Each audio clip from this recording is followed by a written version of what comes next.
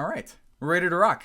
Finally. Sorry for the little delay there. I apologize. There's one thing I wanted to get for you guys that's like freaking awesome. So, anyways, so thanks for the little sidebar, little side comments as we've been doing this. But I'm excited for this thing. The whole thing is meant to be interactive. The whole reason I do these is honestly because, I have no idea how many funnels I built at ClickFunnels. I always tell people it's around 300, but I know it's like drastically way past that. There were single projects that were 300 funnels alone.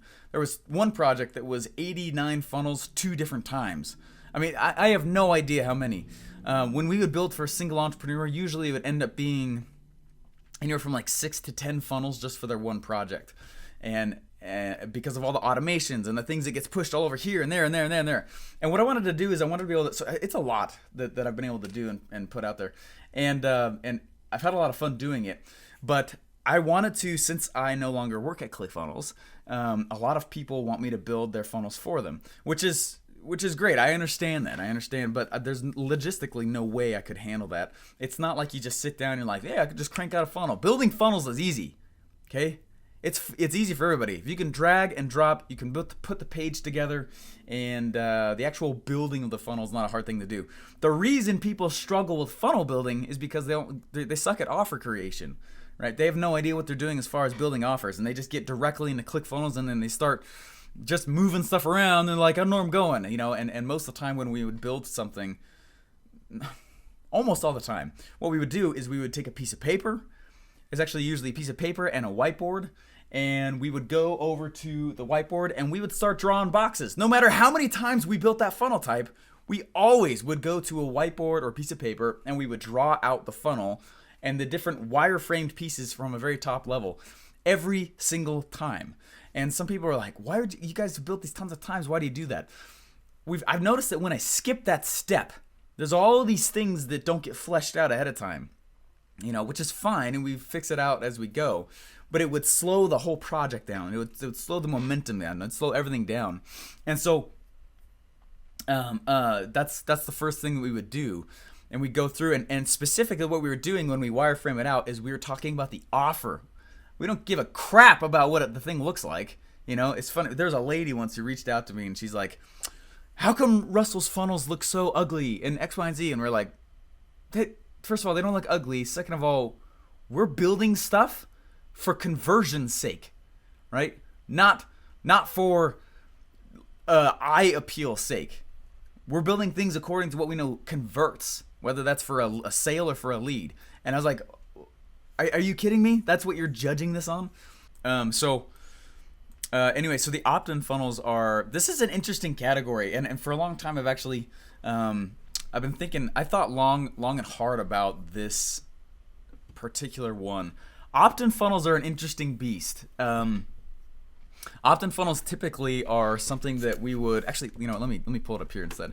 I'm going to share my screen with you guys real quick, and I want to show you guys kind of what we would use opt-in funnels for and where, because most of the time I don't usually just build just an opt-in funnel just for the sake of the opt-in alone. That's not something I usually do. Now, I could do it, I can do it. It's not a bad thing to go out and do. Obviously, it's a great thing to go do, but only I feel like in a certain time of the business, it's a good time to go do that. Not that you shouldn't always be list building, but there's a specific time where it's the most useful.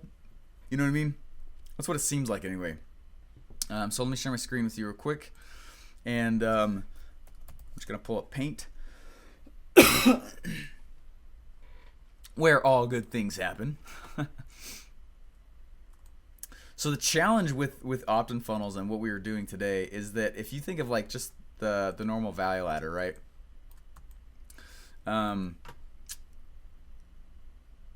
At each level in the value ladder is basically an opt-in form. So it's hard to know, like, what do you mean opt-in form? Opt-in form. And specifically what we're gonna build today, what I'm gonna go through and show you today is stuff that has to do specifically at this level down here, okay? It's more like front end stuff. But there's principles though that I've used at each level for these opt-in funnels. And if you don't know what I'm talking about, the value ladder, right? This is meant to be like a graph, like on one side here is like the amount of money you charge, and this side is the amount of value. You know, it's the more value you give, the more money you charge. And what's funny about this whole thing, and the reason why I don't build too many of what I'm about to show you, is you'll notice that you actually have to work harder usually to sell lower end stuff than you do higher end stuff, which is totally backwards. You would not expect that at all. You would think it'd be the exact opposite. You would think that you would have to work super hard to sell the stuff in the back end. And that's typically not the case. It's usually the exact opposite. You usually have to go and you have to convince somebody. I mean, if you look at the Expert Secrets book funnel, right? Someone said that they're going through real quick. And Walter, you said you're going to do that. You're modeling Expert Secrets one. So you're going through, Walter, and you said, I mean, when you go through and you model that, how hard is Russell selling the Expert Secrets book? He's selling it really hard. That is a huge page. That is a massive page, right? Even Funnel Hacking Live funnel itself, huge page, right? Massive page, right? Selling this stuff. And granted, that is $1,000 thing. But like even when it was only like a $600 ticket or $500 ticket previously, it's still quite a bit longer of a page. There's a lot of elements in there. There's tons of social proof. We're adding all sorts of things in there to help combat someone's false beliefs about the event, someone's false beliefs about the book, even though it's only $7.95. Even though it's only $7, we're doing a ton of stuff. Boom, to combat and fight and sell that low ticket thing. How big is the page for the inner circle? I mean, there's barely enough room to scroll down. The thing is so short, right? And then you go through a little tiny application funnel, and there's barely enough. It's the same thing. It's very, very fascinating when you start thinking about it. So a lot of times, like when we're building these things, we're putting them together.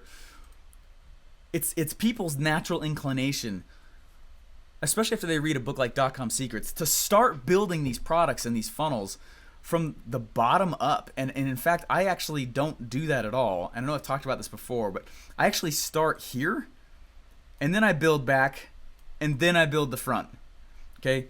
Because usually building some middle-tiered product thing for $1,000, right, is usually the faster way to a lot of cash. That's the way we see people hit 2 Comma Club the fastest, you know? And which I'm super stoked about. What? Yeah. Oh, baby. A lot of people have this. A lot of people don't with Russell's name on it also. Anyway, I'm super stoked about that. Russell wrapped it. It was nice of him.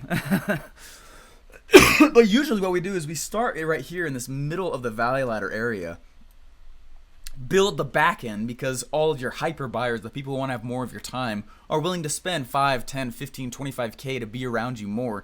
And then the market will tell you what things to go create in this front end here. So it's usually like the third thing that I go make. I don't actually go make usually these front end funnels first. Usually almost ever. And I hope that that's starting to sink in. And the reason why is because of how hard you have to sell it, number one. And then also number two, like after you exhaust hot traffic with these front end funnels, like it's not that attractive for a JV. I mean, what do you got? Like $7.95 book? What is that commission wise for a huge affiliate? It's not that much. Like unless you have strong upsells and unless the average cart value can be kind of high, you're not really going to attract a lot of JVs to promote your thing on the front end either, especially if it's a free opt-in. Like no one's going to opt in for it. Why would they? So the other resort is for you to publish your face off to get people to this front end funnel down here. Or number two, you go to the cold advertising, right? You go to Facebook ads, YouTube ads, Instagram ads. You start paying for the actual opt-in, which is awesome. It's a great place to go and be. But usually the faster cash, not always, okay, this isn't law, but usually the faster cash is by building the middle of the value ladder where it's higher ticket stuff, so it doesn't take as many sales to get the cash coming in. Then building the back end, because you really you'll double your business just by putting some high ticket back end thing there. And then the market will be telling you, gosh, I wish you had a book. Gosh, I wish you had this. Gosh, I wish you had that. And it takes the guesswork out of the front end funnel that you have to go create. And when people do it the opposite, and they start with the front end funnel, they start with something that's super low ticket. It's nerve wracking for me to watch because it's gambling in my head. Like first of all, did you know that the market wanted you to make that book? Did you know it wanted you to make that front end thing? Did you know that it wanted you to make that small, low ticket thing? And if you're doing e-commerce, there's a lot of great ways to test that stuff with small and but like, especially if you're like an author or a speaker or coaching, consulting kind of guy, it's a little bit more challenging, and it's scarier to put the advertising out there. For example, we have been running ads to my webinar. Just barely started doing it this last Tuesday. We spent $500 in ads and we pulled in, I think, $9,000. Okay, from $500 in ad spend to cold traffic. Right? I shouldn't say cold. It's warm. I almost never target cold. Cold is rough. So usually I go to warm traffic, which means they're aware of the problems that exist in the market. They're just not aware of my solution. So there's less converting I have to do for that individual. So does that make sense? Now, could I go spend 500? Let's only 9 sales, right? $9,000, 9 sales. I think that's what the finals numbers were, from $5,000 or $500. If I was to spend $500 in ads and get 9 sales on a $795 book, I would be freaking out. I would be so stressed out of my brain. Does that make sense? Now, I guarantee it's not going to probably take as much money to sell 9 books. Right, the ad spend's probably gonna be way lower, but that's the whole point. Is that especially at the beginning, it's a lot easier. There's a lot more wiggle room if you start in a higher ticket thing, $500, $700,000, $2,000 product, and you figure out how to justify why it's worth that, why it's worth more than that, so you can discount it and make it a deal. If you can figure that piece out, it's awesome. So that's the reason why the funnel, that I just want to put that as a backdrop, because the funnels that I put together and toss out there, there's a very specific type that I do for front end funnels, and I'm going to show you what that is, to leverage this whole front end game. Because the front end game, it's a different beast than the back end. This middle and back end of the value ladder area. Is this helpful for me to go through that? I hope it is, because those are like huge tips, by the way, and by the way, if you're just coming in, I'm so sorry. The freaking chat thing is broken on Zoom. It's probably not broken. I probably just didn't turn it on right or something like that. So you'll have to use the Q&A box, which is stupid. So I'll just make sure I read the things so that everyone can see and know what's going on. You guys are all commenting, just so you guys know. You're not the only ones here. There's 31 of us on right now. But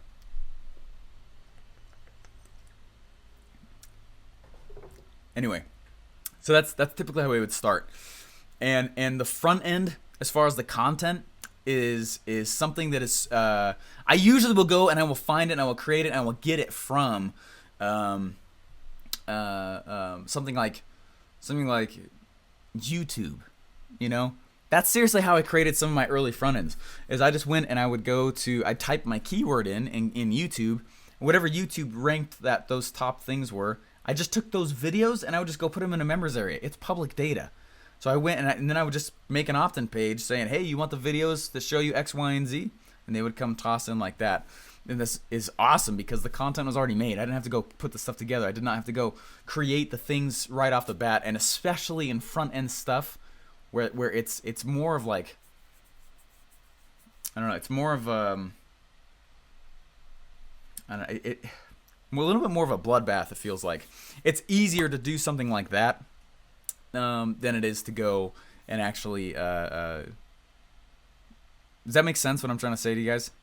It's easier to go do that than it is to try and like create something that you don't even know that is tested. You have no idea. That's one of the reasons why when Tim Ferriss wrote the book The 4-Hour Workweek, which I've got around here, he didn't just release the book. He took a full freaking year to put that book out. And it was because so he could build pressure and test. Okay, I put these chapters out. Do people like them? And he'd go and put them on all these blogs. Putting that kind of content, the rollout on a front end and the very low end of the value ladder is very, very special. It's a unique thing to do. Okay, it's not the same as how you would handle it usually, like in something with like a middle of the value ladder or back of the value ladder kind of a thing. It's the only reason why I'm going over this, so you know that it is not the same. We treat it differently, and it's its own beast. Okay, you should always be list building. Lists are really your only real asset.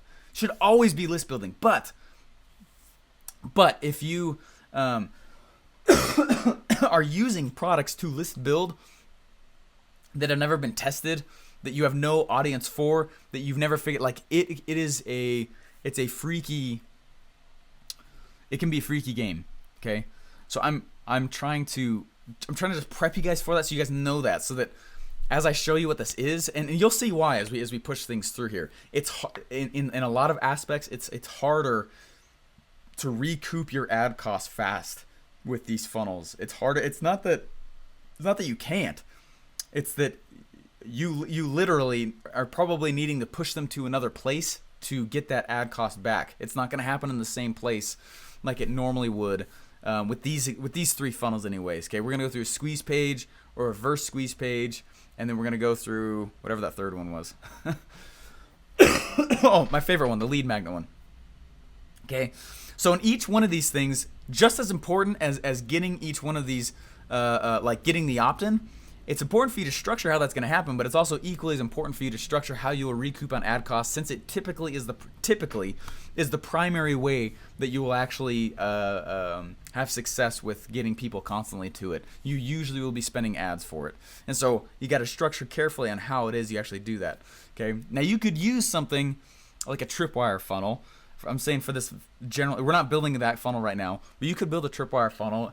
That's probably what usually, that's typically the go-to one that I would use in this, because there's opportunity to recoup ad cost immediately. Okay. But within other funnels, you can't, in the front end of the value ladder, the front end, the ones we're going to show, you really can't recoup ad costs very quickly, which is typically why I would use these funnels. I would push them to these funnels like from like a podcast, which is what I do. And we're going to go through that. And it's one of the reasons that I do that. So that those publications, those episodes that are out all over the place, they're out there forever, and they're constantly pulling people in. And I'm not having to pay for the opt-in. And they're finding people for me. Is it slower? Yeah. But it's also free. And then I can go through, and then after that, then start working on the upsells that actually pull in the money. Does that make sense? I hope that was helpful to see that there's a split, especially with these three funnels. Understand that they are not really the ones that are going to have much of a recoup of ad cost for you. Okay. Anyway. Alrighty. All right. Edward said, has Russell been using any opt-in funnels for his coaching products? No, just really like a high-ticket application funnel. Strange Death said, what? You're not at ClickFunnels? What happened? I left ClickFunnels. I love ClickFunnels. Didn't want to leave, but for my own growth, it became apparent that I needed to leave, so I did. Edward said, was the Funnel Hacking Live page targeted to mainly cold traffic? No. We target that to hot traffic. It's very hard to get people to an event. Events are hard to sell because you're not just selling a ticket. You're selling them taking time out of their life, finding their own hotel, finding a flight, coordinating with the babysitter, coordinating with their work, coordinating with their spouse and loved ones. You're selling other people too. So we always start with hot traffic and then warm traffic, which means people who have the people we want. But usually it's just the hot traffic. Those are the people who are gonna come and get in events. Which is why there's a guy who wanted me to speak, and I said yes, and I believed he had more hot traffic than he did, and he doesn't, and which is hard, and it was a shame for me to realize that. But it's very hard to fill an event from warm traffic because no one knows who that other guy is. And even if you get introduced to the event through the guy that you know, right? It's hot traffic, guys. You got a big hot list. People who just love and adore you. Anyway, that's why like after a year and a half of consistently publishing and being able to do the things right now, that's why I'm throwing my own mastermind. We're throwing them next week in Vegas because I could see and I could identify that there was enough people to be able to do that in the hot traffic category. You know what I mean? So it's great question, Edward. Absolutely. Edward said, can't wait to see your plaque without Russell's name on it soon. Yeah, absolutely. Luis said, 32, good morning. What's up? Edward said, "Are we allowed to take other people's YouTube videos to put on our opt-in pages?" Yeah, so it's public data. That's one of the reasons why. So that's one of the coolest strategies ever. I actually went deeply into that strategy during the membership area funnel build training that I did on another Saturday morning, and we dove through that for several hours. That was one of the strategies we went through. So yeah, you can totally go grab those because they're listed as public. That's public data. And so you can go grab those and post them. That's why the share feature is there. You can put them wherever you'd like to, and then just put it behind like an opt-in, which is really kind of a cool strategy, neat thing to do with that. So, Edward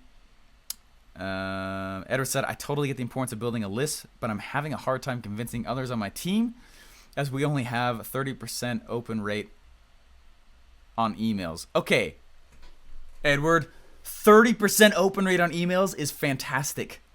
Okay. ClickFunnels gets like a 15% rate, okay? There's like 500,000 people on their email list and maybe like a 15% open rate. That's just how email works. And it's one of the reasons why email is kind of a dying thing. It's not dying. I don't think it'll ever die, but man, like there are other more effective ways. You know what I mean? Email is like one of the It's like the evil necessary, you know what I mean? It's so regulated, it's so, which it should be, otherwise everyone spams everyone to death. It's really easy to send, which is one of the reasons why there's so many regulations, which is also the reason why the open rate's so low across the board. Text messages, there's like a 92% open rate on text messages. You know what I mean? So if you can figure out other ways to have your stuff going through, so you could be building a list. It just doesn't need to be an email list. You could be building a text list. You could be building, a mailing list. You could be building, So I would always still be building the list. Just it doesn't necessarily need to be email.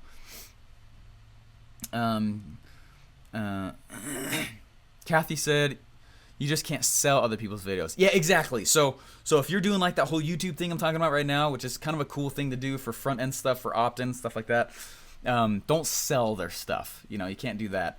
But you could give a free membership site with the top 10 videos on whatever your keyword is. And really all YouTube did was give you the top 10 videos that had to do with your thing, because that's a search engine and those are the top ones that ranked up. You know what I mean? It's kind of a cool way to do that. Unless you have Tony Robbins as a speaker. Yep, that's one of the strategies. That's one of the reasons why. It's not really, those events really aren't to make money. They're to build tribe. And it's a self-liquidating activity for the most part, because it's not cheap to get Tony. And it's not cheap to get an event on like Russell does. Edward said, "In that regards, should we focus more of our efforts on building a ManyChat messenger list?" You certainly could. You certainly could. And you could put that in as part of the process here. In the funnel itself, I mean. You could go grab the ManyChat little thing and put it on the thank you page to get added in or something like that. And we actually have done that before. I've done that before. It's kind of a cool thing. ManyChat's awesome though. A lot of cool stuff coming up with that. All right. And I'm sorry, again, I know that no one else can see the freaking comments, which is stupid. It's actually driving me crazy. But please know that everyone else is also chatting. There's 31 of us on right now. And this has been... Anyway, so that's kind of the intro with this whole thing. So these opt-ins, the only reason an opt-in works is because of curiosity. Okay? You cannot put too much on the page, which is very possible. And we all love our thing. We all love talking about our thing. We're all masters and experts of our thing. And so a natural part of that is when we have an idea that someone who's coming in to this world might be excited, we usually will barf and we'll put all this stuff on the page. And we literally will talk ourselves out of the sale or the opt-in. Okay? That's totally what my issues was when I was a door-to-door salesman. I was really good, and I was always really good for the first half of the summer. I was doing door-to-door sales, or the first few weeks as a telemarketer. I was good until I learned about the product. Okay, I mean I already knew what it was, and I already knew that it was good. But meaning I learned all the technicalities. I learned the name of the chemical compounds. I learned this. I learned that. I learned all these different things. How long it stays there. What exact insect? I was selling pest control, And then I was selling security on another one. Then I was selling this cool SaaS product over the phone to other business owners, a B2B sales over the phone. And it was awesome. I mean, the whole thing went great, But when I started learning about the product, my natural inclination was to go and just tell everyone everything about anything, because I thought that I could just explain the sale. That's not how sales are made. And even if there's no money involved with this, you're still selling the opt-in. And so you've got to withhold stuff. You cannot put too much stuff on these opt-in pages. It is the one thing that will kill the page. Okay, too much stuff on the page. You'll see one of the funnels, one of the things that I'm going to show you guys, one of the pages here, it's literally 3 elements. And the reason why is because there's curiosity just laced throughout. It's like, what? Some of the most high converting things are the things that have almost nothing on the page too, which is interesting when you start thinking about it that way. So with these pages, make sure that there's not too much on them. Make sure you're not going and you're like dumping all this stuff on, which I get. We're all excited about it. We totally understand that. But you can't just start tossing in all this stuff on there, because it'll kill the sale. Whether it's an actual money sale or an opt-in sale, right? It'll kill it. And no one will be able to, no one will get your stuff, because they'll look at everything and what happens in the brain is overwhelm. Okay, there's a great book, fantastic book. I recommend everyone reads it. It's one of my favorites. It is called, I don't know if I'm going to find it just looking at my bookshelves. I've got 3 almost totally loaded bookshelves.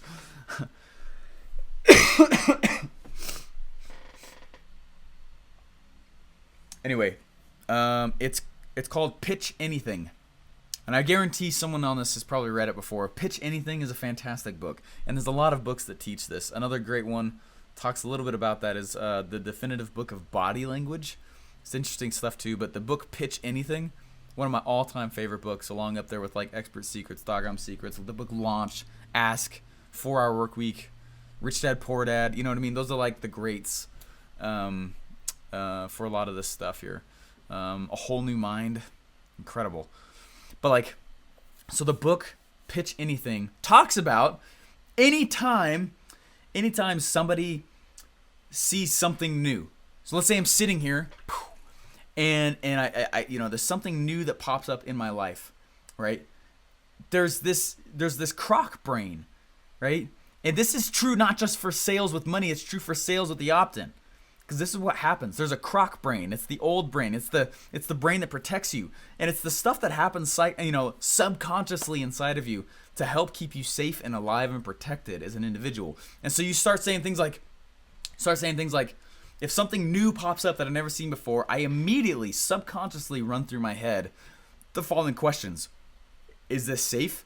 What is that? Should I run? Can I eat it? Can I mate with it?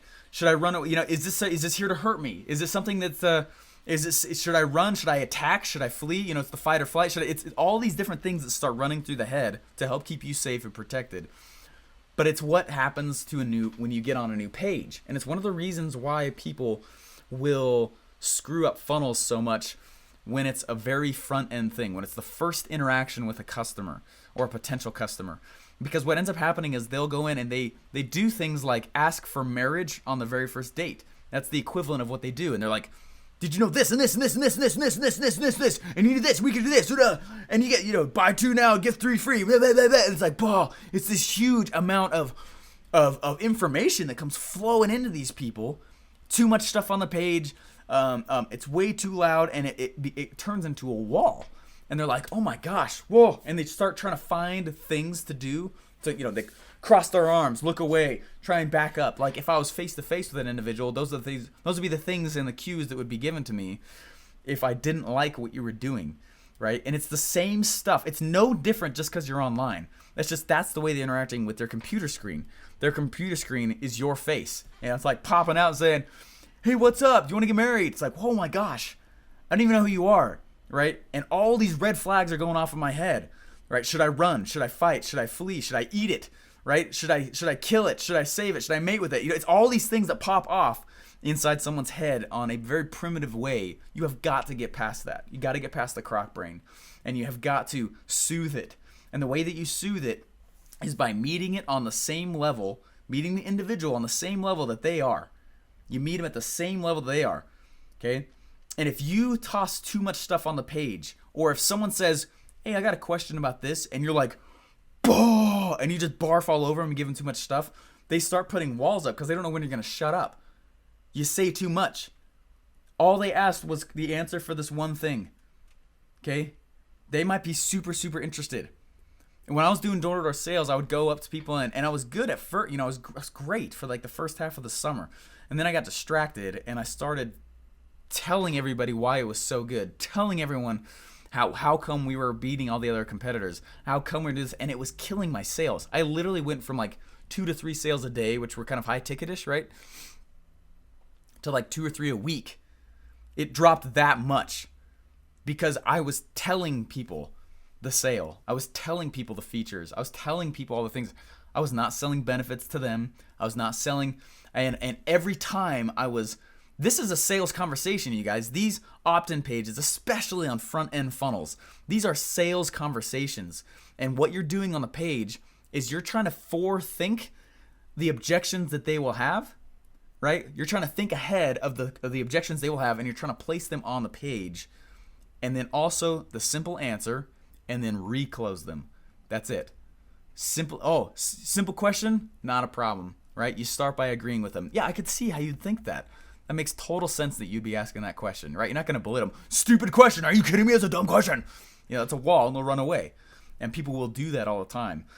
And so what you do is you go out and you start thinking through what are the objections this individual most likely have. What is the very simple answer?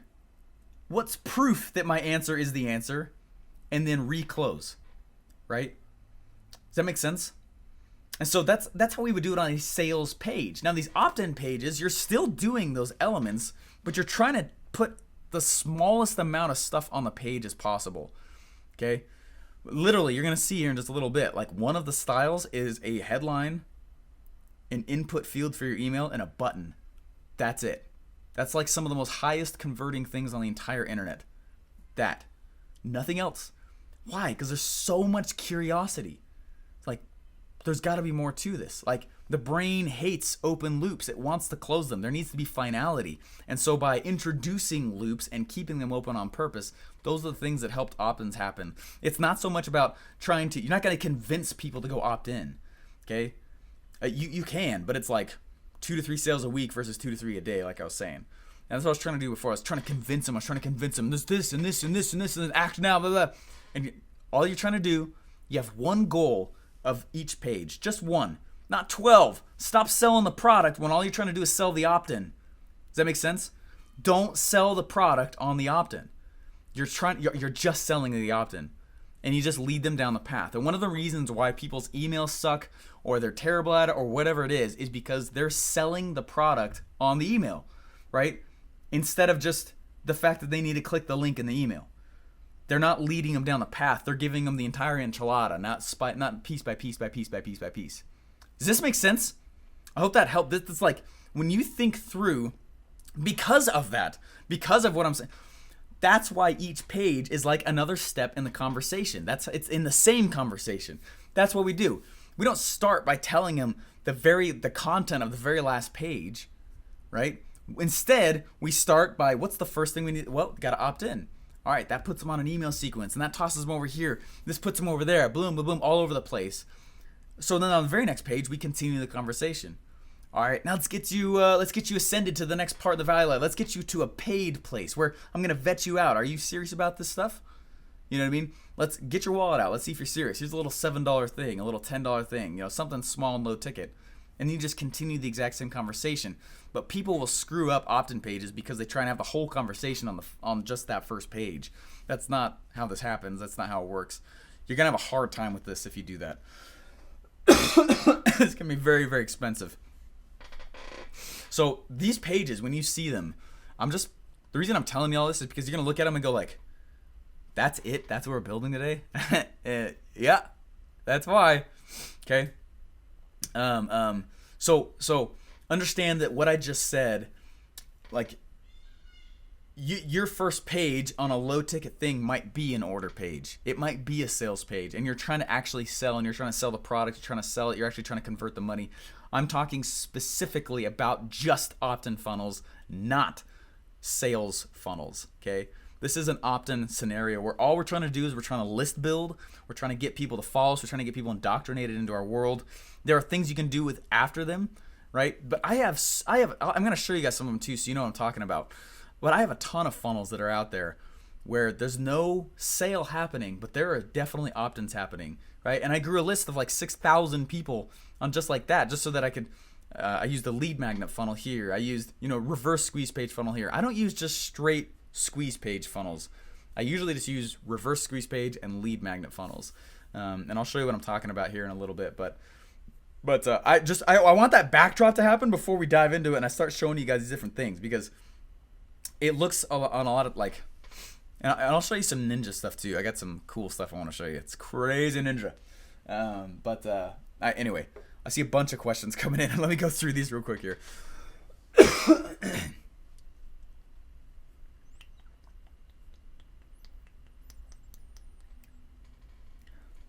All right, Albert said, I'm in the middle of building an opt-in page for one of Russell's affiliate products. Can I entice them by giving them a bonus?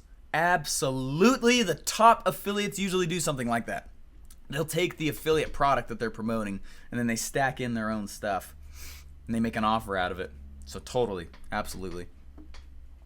Edward said, in terms of limiting information on pages, what about tossing offer walls at an order confirmation page? Yeah, you're just continuing the conversation at that point. I'm not saying limiting information on all pages. I'm saying on the very first page of funnels to get them opted in. So so thanks for bringing that up so I can clarify that. Put the information that is needed for the sale at that page, right? Meaning each page just has a single focus. You're not trying to sell OTO1 on the initial order page. You're not trying to sell your offer wall on the confirmation page on the opt-in page. Just keep to whatever it is on there and make sure that you don't talk yourself to death. So absolutely. So just that very first, I'm talking about the very, very, very first page that anyone ever sees with you. It's got to be very low on the threatening scale. It's got to be very, very curiosity provoking. It's got to be, you know what I mean? So a lot of times it means putting less on the page. So they actually get into the funnel. This is the first yes into your funnel, into your world. So absolutely. Fabrice said makes perfect sense. Awesome. That's good. Louis said, I have supplement products, detox and diet. I used to sell these successfully on radio and TV ads. However, that stopped working because of the cost, that makes sense, yeah, and effectiveness of the mediums. I am building a funnel to sell them online. I have the cookbook next to me and figured I would use the 2-step tripwire funnel. If you're selling detox and diet,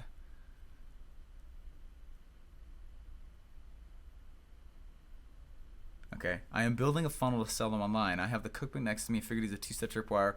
I'm giving away an appetite suppressor for $30 if they pay shipping. That's sexy right there. I think so. Would you suggest I combine it with any other page or use a different funnel entirely? I would funnel hack it's called Fiber Fix. It's a supplement though.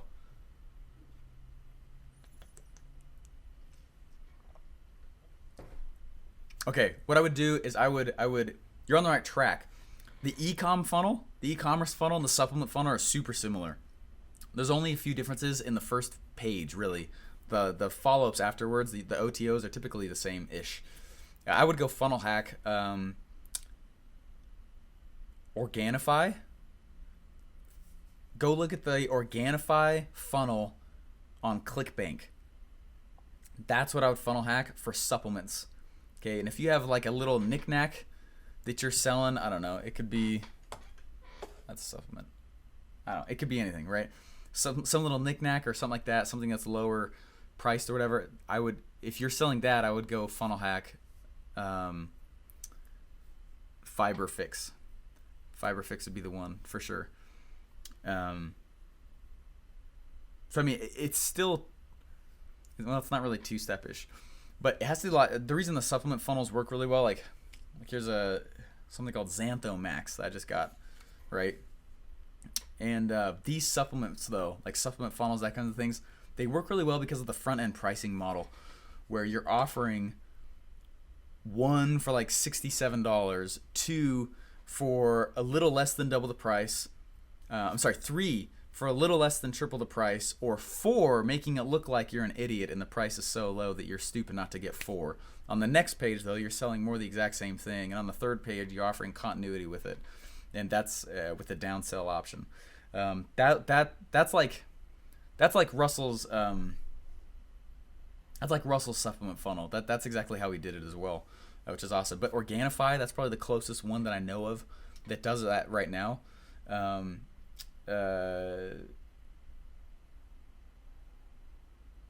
a sale though. I mean, that's an order.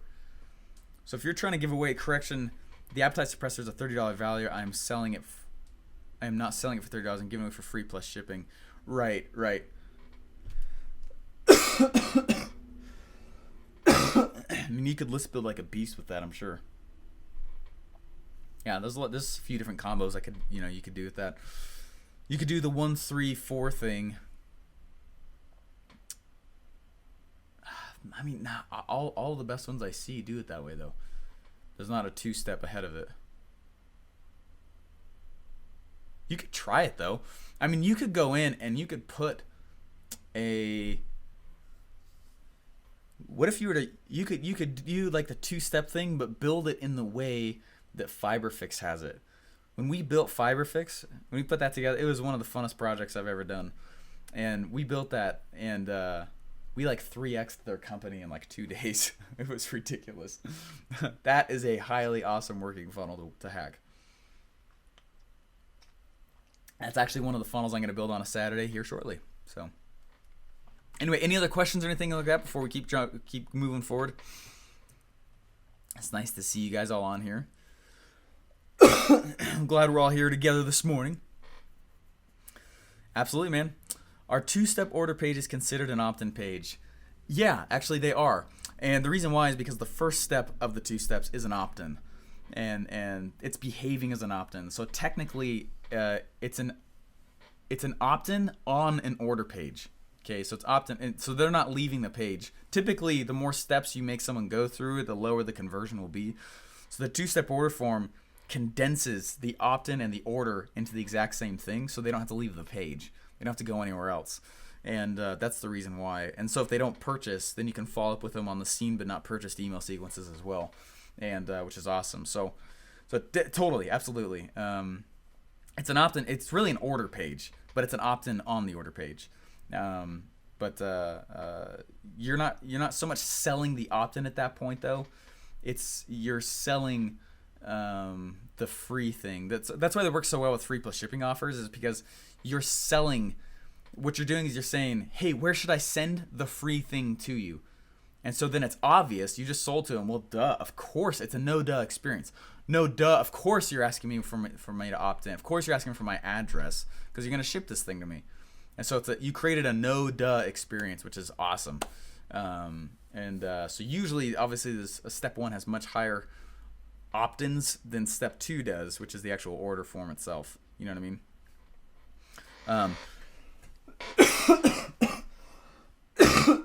So, alrighty. Should we dive into this? I'm excited, guys. This will be fun. What I want to do first off is I want to walk through. Is everyone doing okay? First off, I hope so. What I want to do first is I want to walk through I want to walk through the actual map itself. And this is 3 different funnels on a single map. So it took me a little while to put it all together, but let me show it to you real quick. So we'll walk through the actual map piece, and then what I want to do is I want to show you some examples of these things. Okay, all over the place, and then then we'll actually build them. We'll put them together, and then lastly, I want to show you guys like some of the cool ninja stuff where you guys where it helps to accelerate the effectiveness of the funnel, especially the follow-up. Okay, the money, and especially you guys have heard the terms, right? The money's in the follow-up. Money's in the follow-up. Okay, that's super awesome. It makes total sense. Of course, that's true. Anyway, that's especially true with these 3 funnels. If you're just collecting the email off it, I'm not saying you can't be effective with it. I'm not saying you can't be amazing with it. But there's some things where I'm going to show you how to engineer some really neat follow-up sequences I'm not talking about email sequences. I'm talking about other actions that are out there that are all automated for you. Things with Actionetics, things with automating phone calls to your phone of people opting in, things like that. And anyway, I want to walk you through some stuff here. Is that okay? Is that all right if I over deliver? Does that sound good to you guys? Can you guys see how this could be working for you right now? Let's just do tons of trial closes. All right. Sorry for the coughs. I know it's very unattractive. Very cool shirt. Yeah. That's the ClickFunnels support shirt. It's okay if I over deliver? All right. Cool. Let me share my screen with you guys and we'll get this thing rocking. And how do we get that shirt? I don't think it's available. Maybe on the next swag drop, I can suggest that that's the one to go get. That's a great question, though, Edward. All right. You guys ready? It's fun stuff. All right. Here's the map. Okay. All right. So this is how this whole thing works. Okay. This is let the magic begin. The magic's been going for like an hour, man. Oh, jeez. Okay. So these are the 3 different funnels we're gonna go through. We're gonna go through the squeeze page funnel, which again, check that out. It's not hard. Like, it's not a crazy funnel to go build, but it's what you're doing on it and after it that matters like crazy. All right. The reverse squeeze page. This is probably my favorite one. I don't know. Maybe not my favorite one. Lead magnet one, right? There's literally a video, and then the lead magnet page itself here. That's where you're offering something in exchange for their opt-in, which is it's like a bartering thing. And I like these probably the most because it makes more sense to the person opting in. You know what I mean? Well, of course they need my email because I'm gonna email them this cool thing. You know what I mean? Hey, what's up, Noah? You said I'm late. You're sick too? Oh, it sucks. Is the Q&A the next chat box? For right now, it is. I didn't turn, I didn't fix the thing I was supposed to with it. So go ahead and ask any question you guys got in the chat box, which totally sucks, but I'll keep reading them so everyone can see it, and it's part of the recording. So I'm recording my screen, so it has all of your chats inside of it. So all of you guys commenting, it's getting all of that now anyway. So no worries. Alrighty. I promise I'll go try and fix this thing too. All right. So squeeze pages. These squeeze page right here, traditionally, most people will call all of these a squeeze page, or they'll call all of them a lead magnet, and they're not. There is a difference between them. And the difference, a squeeze page is you're squeezing them for the information, right? And all you're giving them is massive, massive curiosity before they can get the thing. Okay? Massive curiosity requiring the opt-in before they can get whatever it is your headline is promising, right? This is a perfect thing to do for if you're going to go out and say, hey, see the top 3 speakers teach how to convert the audience with the highest percentage, and it could be stuff that you just found off of YouTube, but like you're giving the thing after the opt-in. That's the key. You're giving the thing after the opt-in. A lot of the CPA network where they pay per lead comes from this kind of stuff, because they're just trying to get the lead because they know that they get paid after they get the lead. Okay, so a lot of time they convert really well, but usually you'll typically only be asking for the email alone. If they ask for more stuff, it increases the friction of the funnel, and you'll have a decrease in the actual opt-ins itself. Okay, a reverse squeeze page is the reverse squeeze page because you're asking for the opt-in after they get the thing. Okay, that's why the video is on the page here. This right here. Okay, the video is on the page because they're getting the thing and then you're asking for the opt-in. Huge difference, very big difference in conversions as well, right? You're giving the value ahead of time and then you ask for the opt-in. I typically like this style more. I usually will get a little bit less opt-ins, but the quality of the opt-in, the intent of the individual coming through usually will be a little bit higher because of that. Because you're going to go through and you're going to start saying, so like 100%, this is, that's, I'm a huge fan of this. Okay. So here you're asking for it and then giving the thing you promise afterwards. Usually higher opt-ins, usually a lower quality opt-in. Here you're getting a less opt-ins, but typically higher quality. The other one that this is probably my favorite one. This is I build this one probably the most. It's not only usually the first page in any sales funnel, but it's also, I build whole funnels just off of this where there's no opt-in. There's no place for them to even spend money. And I don't recommend that always, but it's a great thing to do for my front end funnels. So my front end funnels, specifically my publishing funnel, if you guys attended that training, right? The publishing funnel starts with a page like this, right? Where I'm giving them, it's either a cool video or a cool image or whatever it is, right? And you're giving them something in exchange for the actual email, right? Here you're promising that there's going to be something next, but you're actually giving something. So you could be giving away a free PDF, a free ebook. You could be giving away, it's something of exchange back and forth. Does that make sense? It's a lead magnet. The actual thing itself is being bartered for their contact information, right? And there's a lot of cool things you can do with that.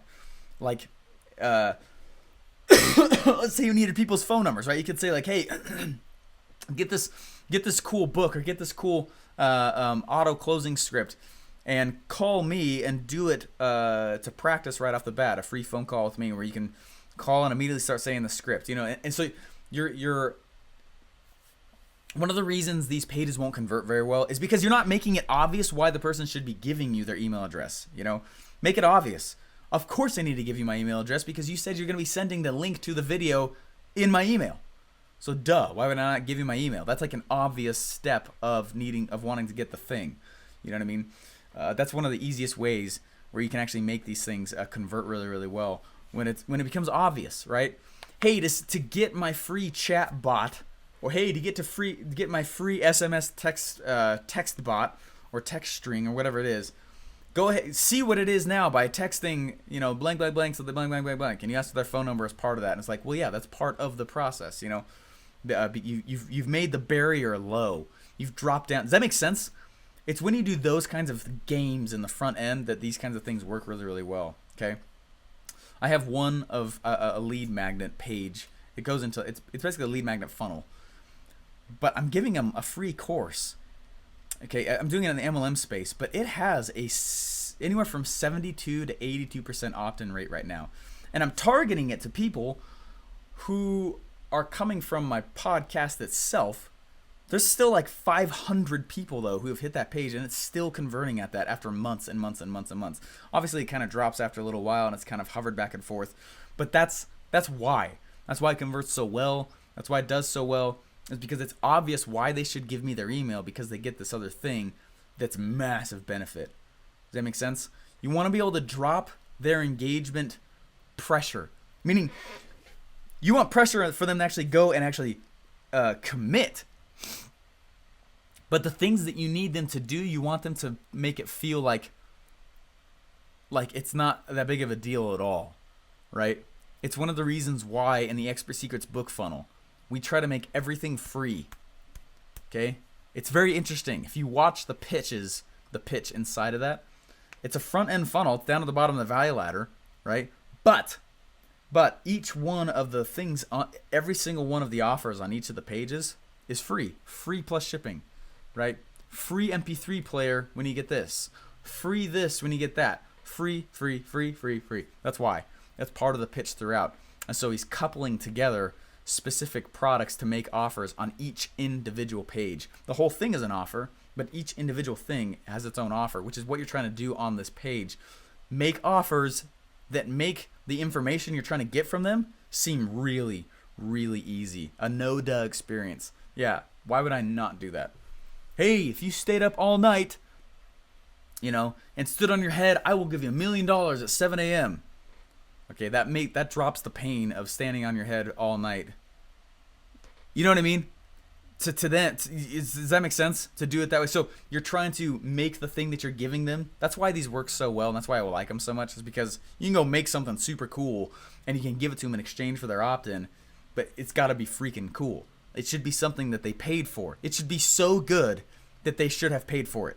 It should be so good, right? That they're willing to go talk to other people about it. It needs to be talkable. It has got to be sexy. That's why the lead magnet pages work. Otherwise, they look at it and they're like, the perceived value of this PDF is really low. Like, it's just a report. You know what I mean? And certain people might like that. So what I do to increase perceived value is put stuff in like a video series, right? Video has authority.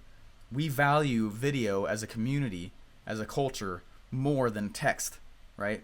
It's why even if we think the video that we're watching on YouTube is kind of stupid, we keep watching it. There's authority behind it. Or someone who's been publishing with video, right, for a long time, and they got videos all over the place. It's like when you see someone on TV that you know, you're like, hey, I know that guy. Massive authority immediately, right? So I try and incorporate things like video with my lead magnets.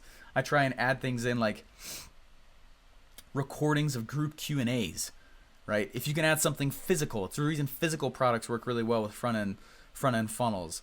There's something awesome to having a book show up or something, some knickknack or whatever that's around show up in the mail, because the perceived value of that's way higher than just selling electricity. You know, basically, an info product takes nothing to fulfill, which is why it has lower perceived value, even if it's a coaching on something amazing and can make them a bunch of money or get some result they want in their life, right? So couple it with several of those different strategies where you're adding things in that with like a physical product or which is why we do tripwire funnels, right? Or some kind of group Q&A recording. I would not do group Q&A with someone who's just tossing in, but group Q&A means that there's a community behind it. Oh yeah, I'd love to hear what that is, right? No duh, of course I will, you know. Or you're adding some kind of video elements in, or you're adding in maybe beta access to a piece of software. A lot of lead magnets are that way. Anyway, so that's why I love these so much. You can see at the bottom here, what's kind of cool is that there's a Facebook widget. I really like that. I add that in a lot of places now. There's a lot of authority that comes with that, a lot of social proof that brings in. So that's kind of why I tossed these in over on the side. Obviously, these are straight from the Expert Secrets book. But what you're trying to do is, these headlines are like, you've got to treat them like everything depends on them, because they kind of do. Okay? Everything depends on them. So what you're trying to do is you're trying to show, so there's the one sentence persuasion course. Obviously, people will do anything for those who help to encourage their dreams, justify their failures, allay their fears, confirm their suspicions, and help them throw rocks at their enemies, right? That's the one sentence persuasion course. And so after I write the headline, I will always come back afterwards over the top when it's we usually start with a how to without kind of format. How to blank without blank. How to biggest desire without biggest fear, right? We'll put it in there, and then we'll start to massage it. And we'll start adding in just one element of the persuasion course. If the headline has to do with like a tactic, right? Or of the vehicle. If the headline has to do with the person, a lot of times the one sentence persuasion course is the way to go. You choose an element from that to spice up your headline.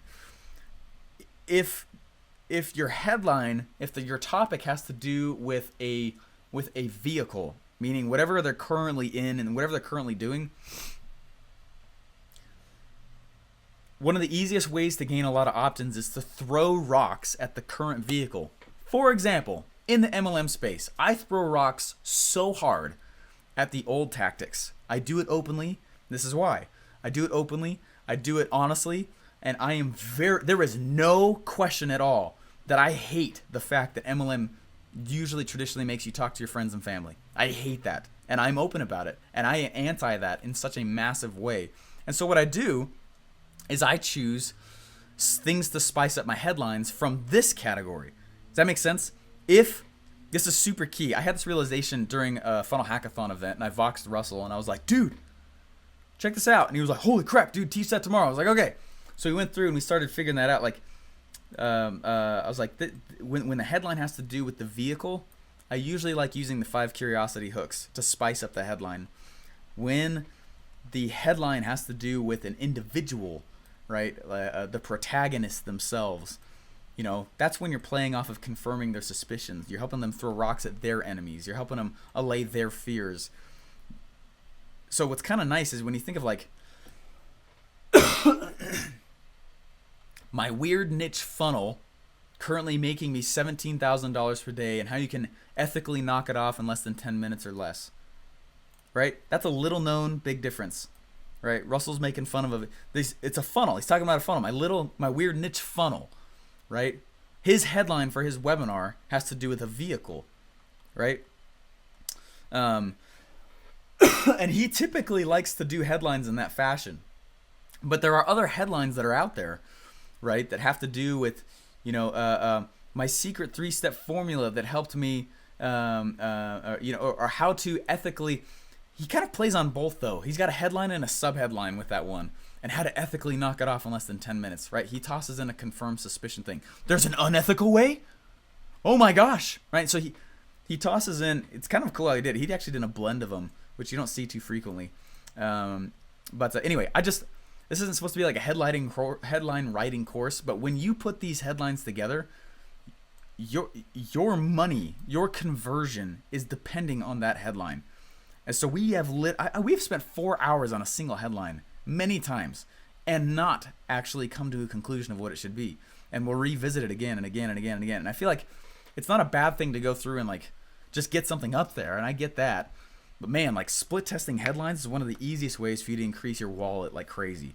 And we use these two things. I would primarily, especially if you're brand new starting out. I mean, Russell kind of pulled a cool, my weird niche funnel, right? Right, little known differences, right? And how to ethically knock it off, confirming the suspicion that there is an unethical way, right? He kind of pulled a ninja thing on there when he did that. But what I would do is I would go through and I would start writing down, like think through, like, does my topic have to do with throwing rocks at a vehicle? Which it should in general, as far as sales happens. But does my headline, this is my main topic of my main first page, or does it have to do with the actual protagonists themselves and beliefs? If you're immediately playing off of beliefs, this is a great place to go. And if you're immediately playing off vehicles and what's currently in the market and making fun of what is available or not available to individuals, this is a great place to go as well. Does that make sense? I hope that makes sense. That was kind of deep. But that's why they work. Okay? Noah said yes, makes perfect sense. Sweetness. All right. So you're going to, for these opt-in funnels where you're just getting the opt-in, you're just choosing one of these three. Okay? One of these three. And it's not that the page is only this long. Like, there's a lot of pages where I wanted to add more social proof. I wanted to add in a few other things as well. Things like that. So, like, I'll make this page a little bit longer sometimes, the lead magnet page. But usually reverse squeeze page, it is only this long. A squeeze page, it is only this long. Meaning there's literally just a headline, an opt-in, and a button. Okay? The lead magnet one, though, that one, it's usually this long as well, but there's many times where I've gone and I've actually made it a little bit longer, and I've tossed in testimonials, and I've gone through. The thing that it will kill us is if people can guess what it is that you're giving them on the other side. Okay, it's just like a webinar. It's just like a webinar sales script. If people can guess what your three secrets are teaching, they won't show up. There's no reason to. They think that they got what they wanted out of it. If they can guess what these headlines are, if they can guess, or they could be totally wrong, and most likely they are. But if they think they know what is on the other side, if they think they know what the thing is that you're promising, that this headline's promising, if they think they know more about what this thing is, or if they think that they understand completely what this lead, they will not opt in. They will not. It is 100% about you creating curiosity. You have got to create massive curiosity, okay? Which is why usually less. So when I say I create the lead magnet page a little bit longer, I have to be very careful to be able to not say too much or just the right things to actually get the opt-in. This is about creating great bait, right? And actually going through and showing that's just why you have to do it this way. Otherwise they're like, oh, I totally get what that is. Okay. The lead magnet one happens to be my favorite style of these three, simply because if they don't opt in, they still don't have the bait. They still don't have the thing. And curiosity of, well, what's the free course? Right? What's the free thing? How come Steven's doing? Okay, so I might even see all these testimonials. People might even say the name of it. They might even say a certain aspect of it. But they still don't have the thing at the end. Does that make sense? And so they still have to go through and they still have to opt in, which is why that works. All right. I want to talk about a few things. Everyone alive? It's great to have the 32 of you on today. I guess it's 31 because I think it counts me. We dived kind of deep in. No one knew you could talk about those little pages for so long at the beginning, huh? Noah said yes. Glad you're still alive.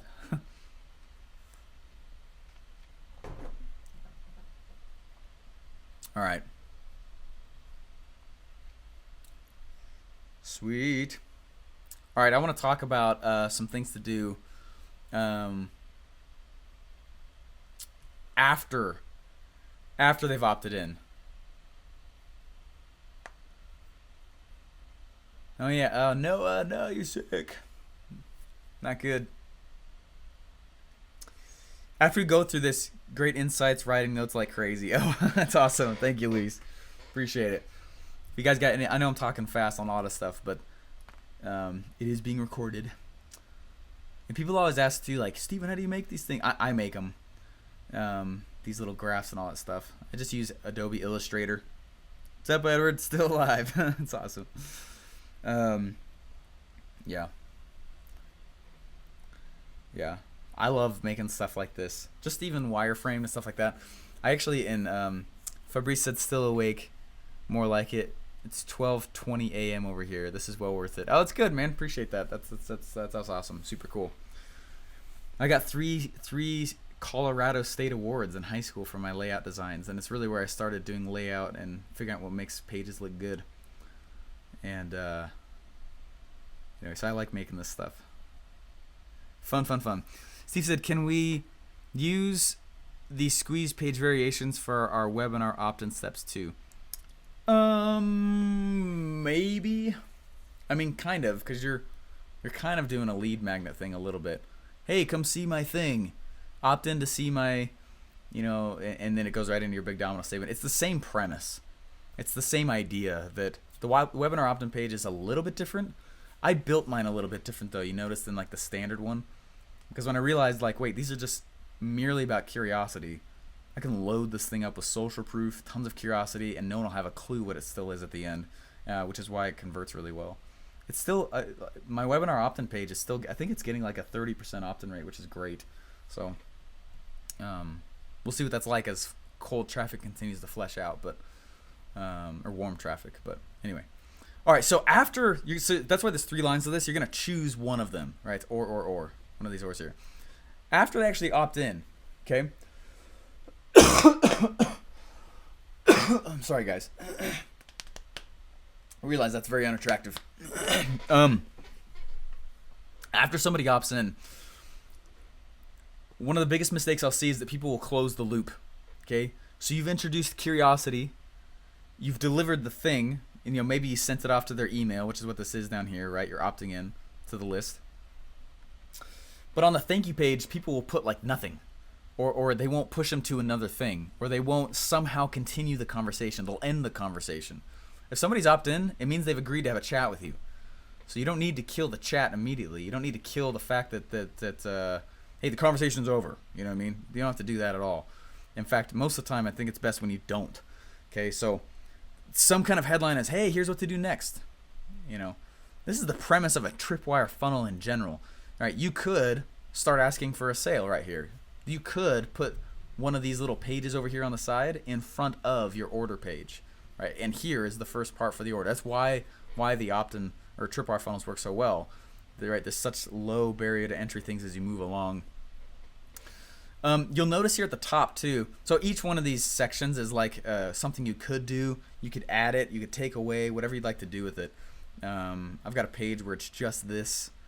I've got a page where this is gone, but it's this top one and this bottom one together.